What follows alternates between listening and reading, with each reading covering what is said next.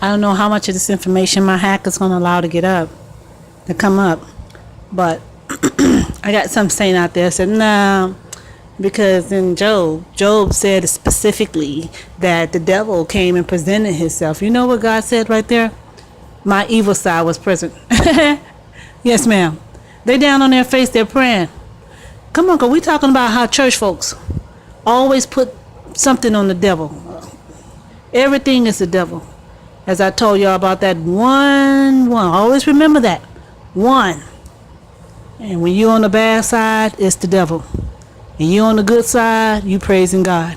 And then tomorrow you'll be on the bad side talking about that's the devil when it's the same God that gave you that good the first day. We go to the book of Job. And here they are praying. Metaphor. On their face. And the Lord finna tell them, y'all praying and you want good. That's what you're trained to pray for, good. Lord, bless and do good. And Lord, strengthen. In your same prayer, you tell the Lord to bless, Lord, heal, and then you say strengthen. How in the heck can he strengthen you without giving you some weights? You got to learn by your hardship. I learned obedience from the things I suffer, right? We learn from the things we go through. We don't know what we praying sometimes. Some of the things we pray, we don't understand that you got to have bad to get that. But God was looking down at him. All the time he said, I meant to do evil. I purpose in my heart to do evil. Although they're praying before me, the sons of God came and presented themselves before God. Bible said Job prayed for his children because they weren't right. He was just worshiping, Lord, keep them in spite. He probably one of the sons, his spirit was right there before God. And God said, my evil side is here. Oof. I meant to do wrong. He said, okay, I'm going to do wrong in spite of their prayers. I'm going to hit Job. And Job may have been the one praying because it was the book of Job that we were talking about. That's the main idea, Job. Sons of God came and presented themselves before God. And I'm already going to say nope. Nope. But I'm in the spirit. Nope. Didn't hear him. I'm about to hit Job. And in the same day, God took Job's houses. He took his cattle. He took his servant. He took his children. He took everything except for his wife. Because like he said, it's not good that man should be alone. Especially through hardship. So that's the worst time to go through is by yourself. Two is always better than one. And Job didn't even know that that was a favor in spite of her murmuring and complaining because she was hurt. She lost it all too. So Job understood. A lot of times preachers want to preach all he left was that complaining. No, Job was a man. He didn't say one word to his wife bad. The Bible never said he cussed out his friends. No. They came negative. He understood that they had suffered a loss. And anytime you suffer a loss, the ones directly inside of the loss gonna get hurt the hardest. But there's some a little bit on the outside that also be wounded like his friends. They may not suffer that direct hit, but I guarantee you it affects them when they're truly friends. And so they're gonna have some reactions. They're gonna have some emotional movements. And I understand why my wife told me to curse God and die. Because she was angry. And she was trying to respect me. And she said, I don't even want to talk to him. You keep believing in him. And she hated Job. She just was angry. Because she had hardship. And so she blotted out at Job from that hurt. Like we do. And it wasn't the devil. She didn't say cuss the devil. She said curse God. She know who done it. That's why I say all the time. Anything somebody do to me, I hit God. Because he said, give me your heart. I won't hurt you. And that's deep what he said. Because in all that he's taken me through, he helped me up. So you asked the question, Renee, you should be more emotional. I told you. It's not about me. The battle is the Lord. The Lord already pruned me for this fight, and I'm not bragging, because I can still feel it. It still hurts. But when I come before you, he gives me this supernatural joy.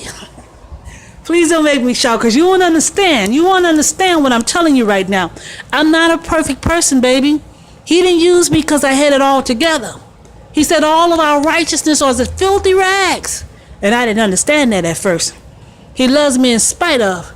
I was good. Y'all know I was good. Didn't smoke, didn't drink, didn't fornicate. Went 10 years without a man. And the Lord said, and you need that? Church folks didn't understand, but I heard him.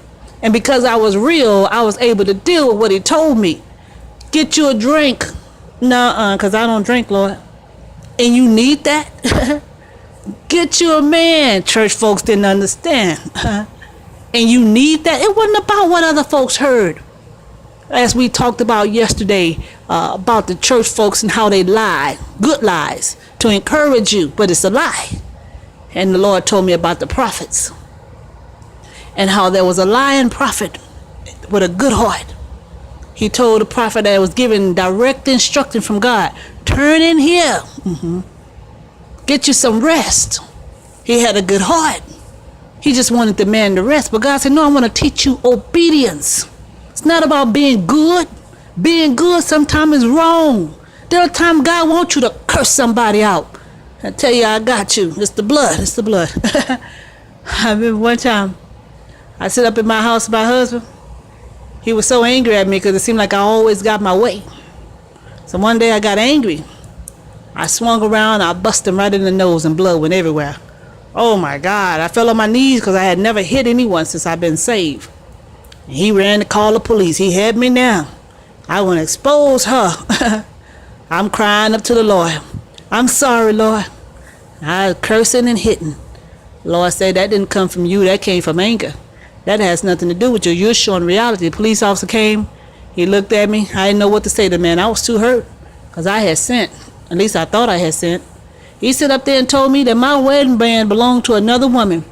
In the midst of the heat of argument, he was the only one arguing.